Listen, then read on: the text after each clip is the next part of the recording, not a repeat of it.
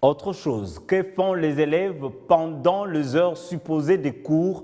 La réponse est rien. Depuis la rentrée scolaire, les enseignants observent la grève dans certaines écoles publiques. Les élèves sont admis juste pour passer le temps et quitter l'école à l'heure qui devrait marquer la fin du cours. L'opinion redoute de représailles annoncées à l'encontre des grévistes. Par contre, dans d'autres écoles, les élèves n'ont carrément pas accès dans des salles de classe. Nos reporters ont fait le constat à l'école Bobokoli dans la commune de Ngaliema. Des élèves qui tentent de traverser la chaussée pour rentrer à la maison au bout d'une nouvelle journée sans cours. D'autres arrivent à l'école et seront aussitôt renvoyés à la maison. Dans la cour de l'école, des élèves assis à même le sol attendent l'arrivée des parents. Les autres, ceux du secondaire, passent leur temps dans les salles des classes et nos caméras n'y ont pas accès. Un décor qui justifie qu'il n'y a pas cours explique à peine cette élève la plus courageuse de tous sur les lieux. Ici à Bobokoli, il n'y a rien qui se passe.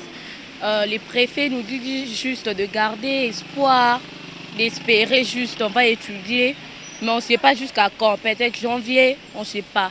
Il a juste dit de garder espoir. Ça fait de cela 2 semaines qu'on n'étudie pas. On vient juste là les matins et puis à midi on rentre à la maison comme si de rien n'était. Ils ont dit que c'est à cause de la gratuité. On ne les paye pas, ils sont mal payés. Cette situation ici à Bobokoli est similaire à plusieurs autres écoles embarquées dans la gratuité de l'enseignement de base. Exaspérés, les parents qui assistent impuissants face à ce silence disent ne rien attendre de plus du gouvernement, sinon de régulariser la situation des enseignants afin de la reprise effective des cours. Depuis le 12, c'est depuis le 12 octobre que les enfants n'étudient pas. Leurs cahiers sont restés vierges. On a pensé que c'était de mauvais signes du début, mais depuis, rien n'a changé. Nous voulons savoir ce qui se passe, dit-il. Si le gouvernement n'a pas de moyens pour assurer la gratuité de l'enseignement des bases, qu'il nous le fasse savoir. Nous nous prendrons en charge. Mais s'il le peut, qu'il fasse l'essentiel. Autrement, à quoi servirait à Willy Bakonga de donner des instructions qui ne seront jamais exécutées? On en a marre, qu'on nous le dise. Il faut qu'il fasse quelque chose.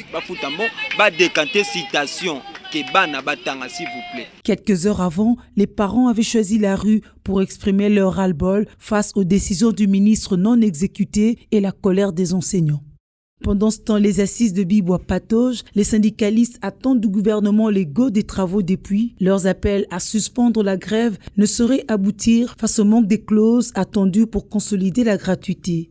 Depuis le 12 octobre, date de la rentrée scolaire, les cours ne sont pas dispensés ou presque.